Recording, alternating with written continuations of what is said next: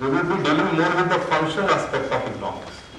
What is the current scenario in India and all those aspects. I have been associated with CL for last 7 or 8 years. So in interview, you generally get question about functional aspects. And those who will be from economics, they may be, the interviewer may dig deeper. They may go into deeper aspects. But our discussion, our scope of discussion will be on the functional aspect of Indian economy. And in that, we will take into account the Government of India documents, for example, economic survey and budget portion. Okay. Every year, government comes out with economic survey just before the budget. Before the budget is presented to the parliament, government comes out with economic survey. So the economic survey of Government of India gives the data of that particular year, what has happened, what has been achieved, what is the condition, and it also lays out the priority of the government. What is the program, what is the policies in different areas it is going to follow, ranging from your agriculture, finance, international trade, manufacturing, so on and so forth. So I will be referring to data of economic survey. We will pick up points from there and we will discuss about that. And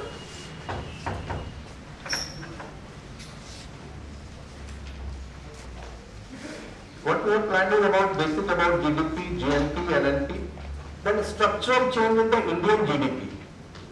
So it's not all about GDP. How the structure of Indian gross domestic product has changed over the years. What is the present composition?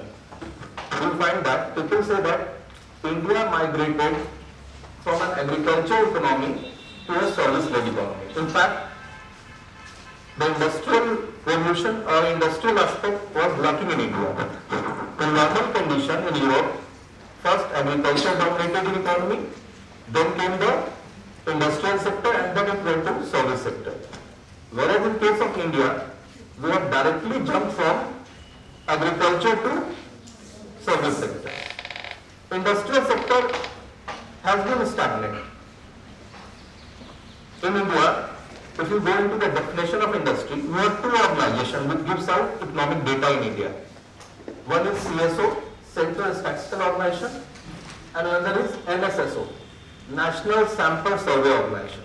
So time to time, these two organizations come out with data, various kinds of data. CSO and NSSO.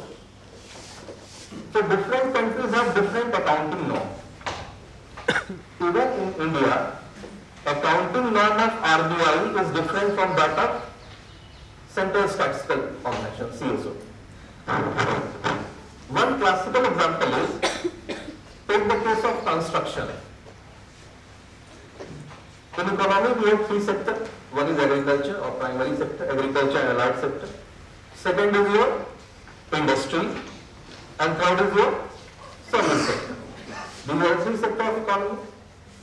Now, let's take up industry.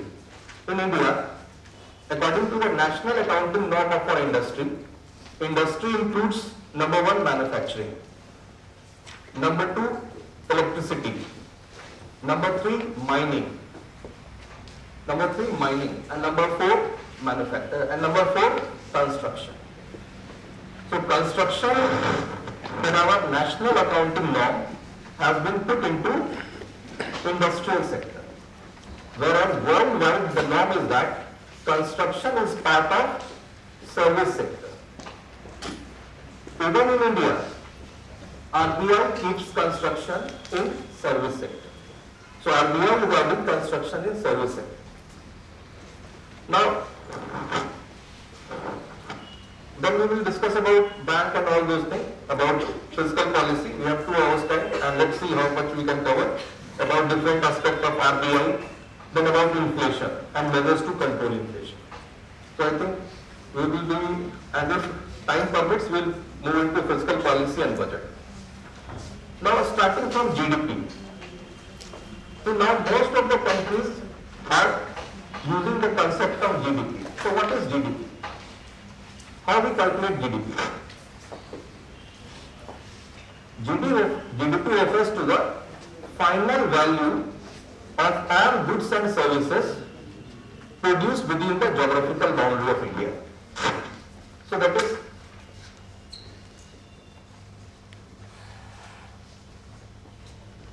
final goods and services produced within the geographical boundary of India. For example, say you are adding the value of car. So you will not add the value of cars. Car here is an intermediate good, it is not the final good. But if you are purchasing a new car for your old car, that will be added. So that is about GDP. Furthermore, there are two aspects. One is called as factor cost, another is market price. Any issue, for example, GDP, factor cost.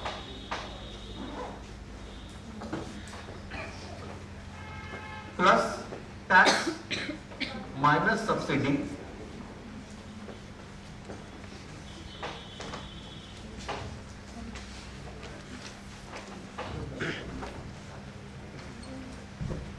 is equal to GDP market price. So when things are made, tax will be added on to that and government provides them to some subsidy. Guys, I think there are seats and chances. There are implicit development. So for calculating the market price, you have to add tax and reduce subsidy. It's easy because whatever he writes is not given. We use a lot of. Second comes GNP, gross national product.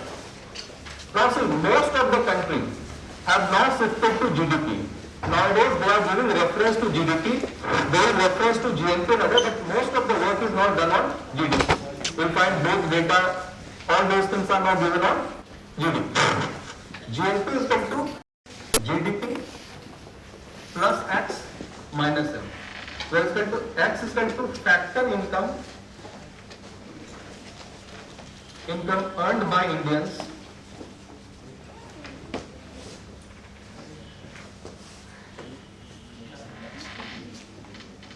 abroad, and M is equal to factor income earned by foreigners in India. So if you add that, then you arrive at the figure of gross national product, GNP. Now you see, in the era of globalization, we have huge amount of FDI and FII moving from one place to another. We have huge amount of FDI and FII moving from one place to another. This thing becomes complicated these days. Nowadays, countries are interested that the activity occurs within their own boundary. Now see, earlier we had a policy called New Manufacturing Policy, and the same policy has been renamed by Modi ji as Make in India. Same policy is in Make in India. So now we are interested more in this aspect that the activity must occur within the geographical boundary of India, and you should supply to the across the world. So from GNP and other aspect, now most of the countries are moving toward GDP. Next is equal to NNP, net national product. It is equal to GNP minus depreciation. During any economic activity, there will be wear and tear. So during the process of wear and tear, there will be loss. So if you reduce that, we will arrive at the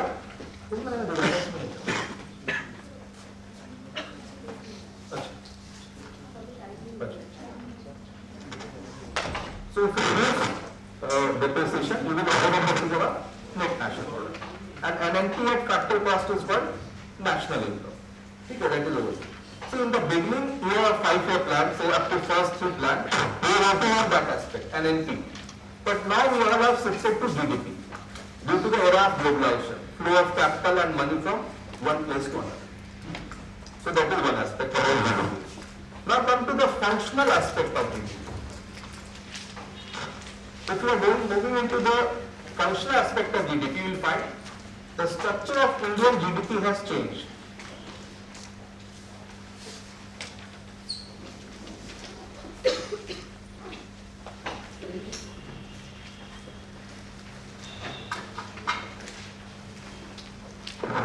In 50-51, agriculture was dominant. By 81, around 81 onwards, we find service sector overtaking agriculture. By the year 81, service overtook agriculture and major contribution in GDP was coming from service sector. Industrial sector by, you can say around 85 or 90 or maybe around a few years down, industrial sector became stagnant at around 25 to 27%.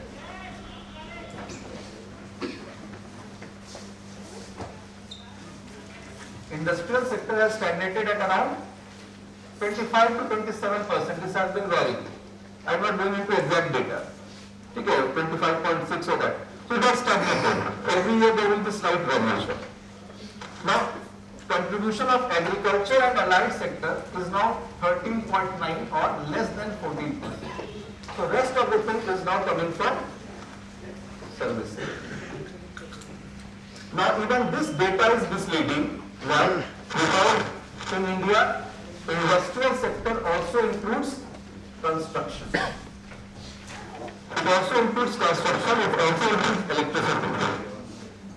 I am just showing you a report of one chapter of our economic survey this year. Come over here, this share of manufacturing in GDP. Take a look. This is of your chapter 9 in economic survey. Okay, this is currently economic survey. Now come to the share of manufacturing in GDP. In India it is 14.9. Can you please increase the font size?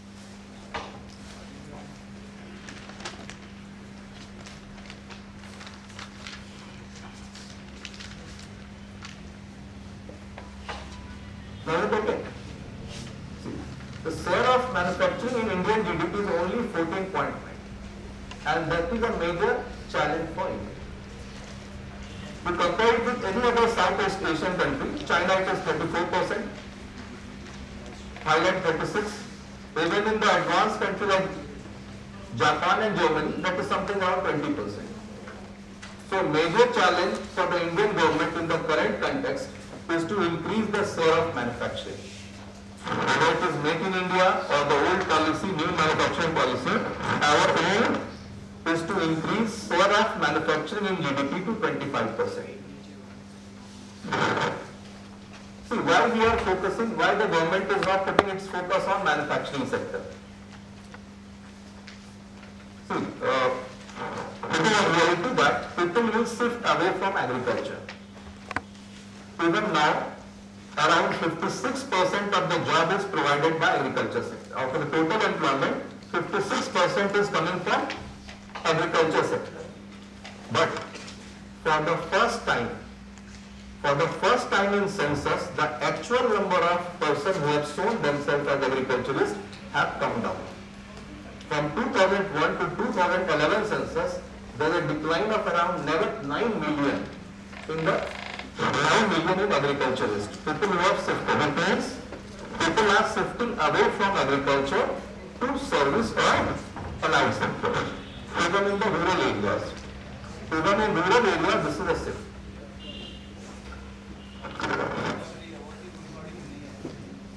Now, people who are moving away from agriculture, they cannot be easily absorbed by service sector. Service sector requires requisite skill. So, if you want to provide gainful employment to your growing population, you have to increase manufacturing. There is no other way than to increase the manufacturing. Now, another problem, if you take the example of Southeast Asia, ASEAN and other countries, they also began with manufacturing low-end product. In the beginning, they went into low-end product. But slowly over the time, they migrated. They absorbed technology, they invested money, and they moved towards, see, MHT, medium and high technology manufacturing. Slowly, if you want to increase your say in the world trade, you have to shift from low-end manufacturing to medium and high technology area. That has happened even in China.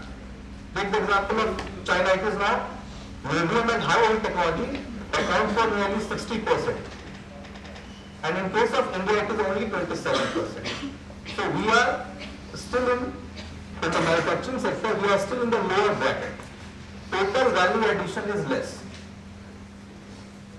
Total value addition is less. See, this year economic survey, last year economic survey was prepared by Raghuram Rajan, the present governor.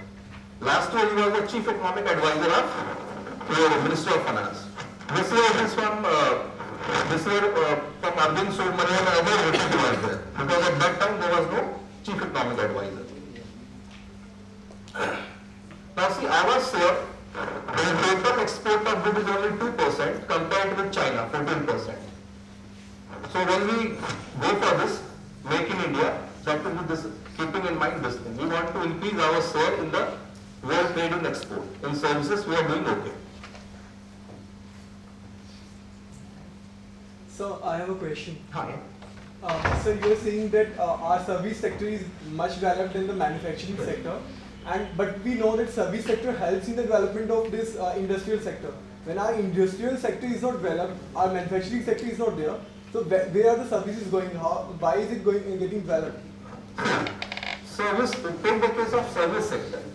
Now I am coming to your point. Why industrial development did not occur in India? What is the reason behind the stagnation of manufacturing sector in India?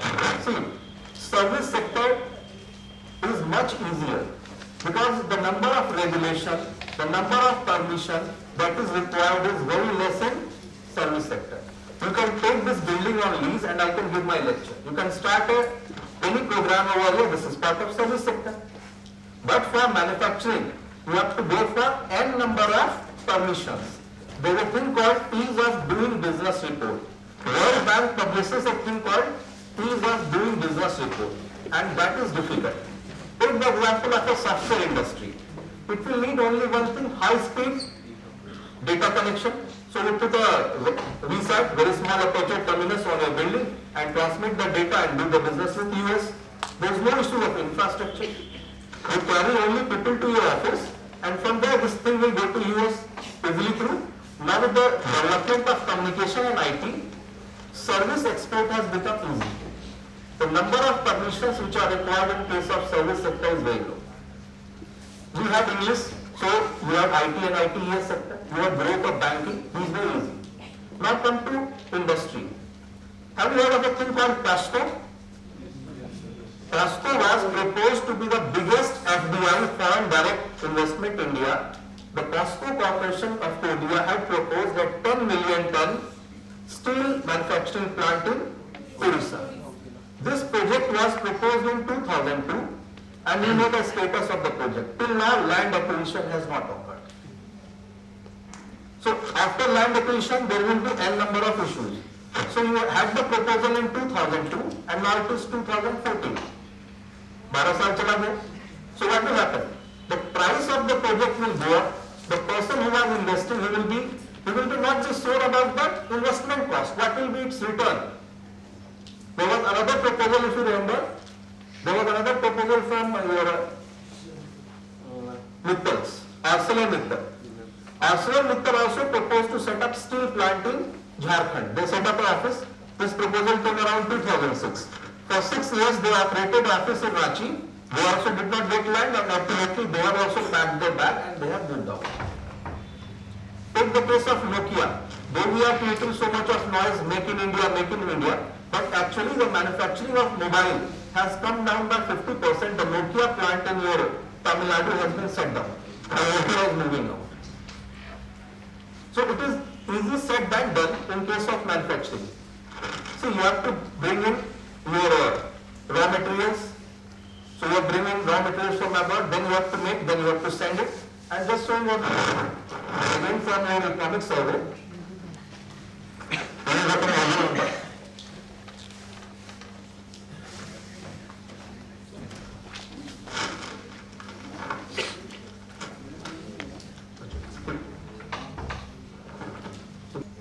Economic survey, I hope you're noting down the chapters and everything. Ideally, you should go back and read that up. So you will not just remember just by looking at it once. Ideally, go back and check that, okay? Now is it okay? It is audible. Is it better at the back? Now see, I have highlighted few things. Now take the example of doing trade in India. In India, you need 9 export documents, whereas in Singapore you require 3 export documents. If you want to export something, the number of documents that is required is 9. In case of Singapore, it is 3. Now come to import document, it is 20 for India and 20 for India, 4 for Singapore. Cost of export per container in India is 1170. If you want to export one container, the total cost that is coming is $1170. Whereas just compare it with Singapore. In Singapore it is US dollar 460. So there is a wide variation in cost. That is why our industrial sector is lacking. I have taken only one thing, go into electricity, go into taking into the number of clearance that is required. I just have a document from, this is from Business Standard. Now just I am giving example of construction, that is part of industry. In India, if you want to, a builder, in India a builder needs 34 clearance. In India a builder will need clearance from 34 departments. And it takes 227 days to get the clearance. 227 in normal circumstances. In Hong Kong, you need 6 clearance and you get these clearance in 67 days. Similarly, if you move to Singapore, it is 11 document and 26 days. So you can start your business, you can start your construction in Singapore in 26 days, but India it is 227 days if everything is okay. So can you repeat the Hong Kong data? In Hong Kong it is 6 document and 67 days. That is why you can set up, even Indian industrialists have invested huge amount of money abroad rather than investing in India. Because it is easy to start a business over there and get the things done. Here time lag is very wide.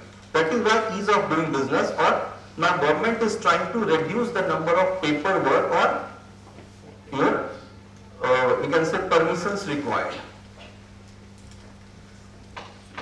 And this is impacting not only industry, it is also impacting bank.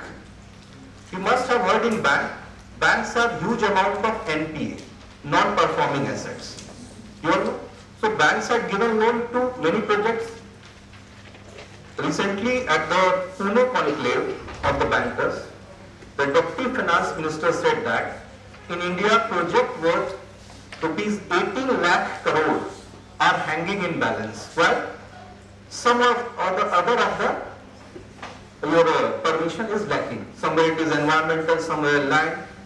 So government forced the public sector bank, because they are the owners, to give loan to infrastructure project. Infrastructure project will always take long time to give return. And now since the projects are hanging, so the loan which was given to these projects has now been converted into NPA. One of the major reasons why your public sector bank has higher NPA is greater amount of lending to infrastructure sector under government trust. So this thing has impact across the economy. It is not only one aspect. Now,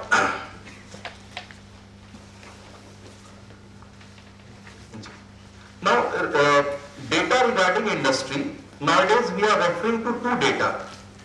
Whenever government comes out whether economy is moving up or down, there are 2 data. One data is of Index of Industrial Production, IIP. IIP, Index of Industrial Production, they say Index of Production, IIP has gone up. And this is issued by CSO, Central Statistical Organization. Central Statistical Organization. And it includes many number of industries. And another important data is PMI, Purchasing Manager Index. Recently they have come out.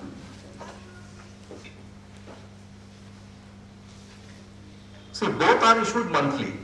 In case of IIP, we take into account the actual thing that has been produced by different group of industries.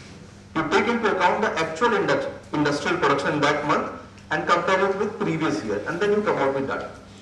Whereas the second group, that is Purchasing Manager Index, PMI, it is issued by HSBC, Hong Kong and Shanghai Bank Corporation.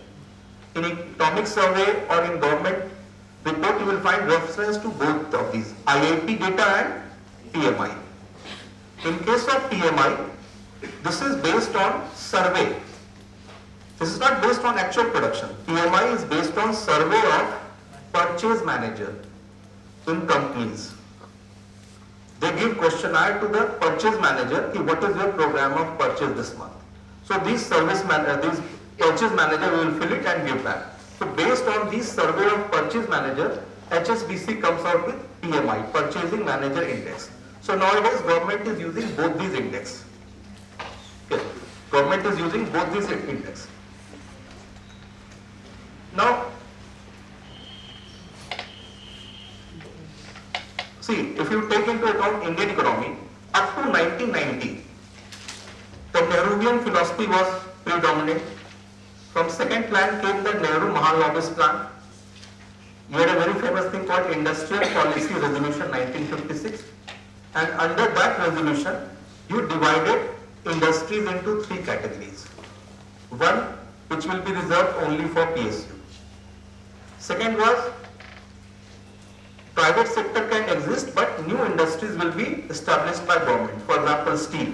Government did not take over Tata Steel, but new plant came by sale. And third was other sector, which were left over for private sector, but that was regulated by licensing and other things. That was regulated by licensing. During the period 1950 to 1990, so you had strict control over industry. One thing was you do not allow their entry into many sectors. Now in fact only one sector is reserved for government, that is atomic energy. Now we have opened up all the sector, even defense production. In the last 2 years we have even opened up defense production sector and railways. In case of railways we already have dedicated freight corridor. The dedicated freight corridor has investment from private sector. We have set up a company for implementing the Western dedicated freight corridor. Now in the period 50 to 90, this was about industrial thing. About agriculture, there was one thing that was your green revolution. We had green revolution. Now, when you want to implement a new technology, for example, if you want to encourage solar power, what you will do? You will give incentive. Incentive is in the form of subsidy, which will be 70% government bearing it. Government is giving 70% of the cost. So subsidy started during 1960s. In the 1960s, the Green Revolution program, the original name of this program was Intensive Agriculture Development Program, IADP. So at that time, we started the concept of subsidy. Why? We wanted the farmers to adopt new seeds, use fertilizer, use pesticide. Since it was capital intensive, government started providing subsidy for that. So subsidy has two components. One is to introduce a new technology, and second, to give a cushion to poor fellow. For example, now take the example of food subsidy. Then Sarv Shiksha Abhiyan, it is subsidized for poor segment. One is to encourage a particular sector, and second is to give cushion to lower section of society. Okay. If we take subsidy into account now, subsidy can be of two types. One classification of subsidy is your investment subsidy, another is input subsidy. Subsidy are two types. One is investment subsidy, another is input subsidy. Now let's take up one input subsidy. You are giving subsidized fertilizer. Urea you have subsidy, now you must be reading news about urea. We are giving subsidy on urea. Say Punjab is giving free power for electricity. That is also example of input subsidy. Free irrigation, input subsidy. Now come to investment subsidy. For example, government is giving subsidy on sprinkler irrigation, drip irrigation. Government is giving subsidy to build warehouse, to go for food processing industry. this is your investment subsidy. Now, between the economists, this presently our 85% subsidy is in the form of input subsidy in agriculture. We are saying that we should shift toward investment subsidy because in long run it will lead to betterment of the. So I read something about that US is providing subsidy for the oil companies to explore more oil. So what kind of subsidies? See, in US, just इसके बाद आ जाऊँ, ठीक है, I will come to that. Just इसके बाद. See, now why we are trying to reduce input subsidy? See, input subsidy is affecting agriculture in lot many ways. First example is Punjab gave free power. Due to that free power, people are taking out excess of groundwater, and now 80% of the water block in Punjab are facing groundwater crisis. 80% of the water block in Punjab are facing groundwater crisis. Punjab, Haryana and West UP went for one rice and one wheat. Geography says that rice should be cultivated in area where rainfall is more than 100 centimeters. So they exploited groundwater. This continuous exploitation of groundwater for last 40 years and in the recent year free power has led to further lowering of groundwater.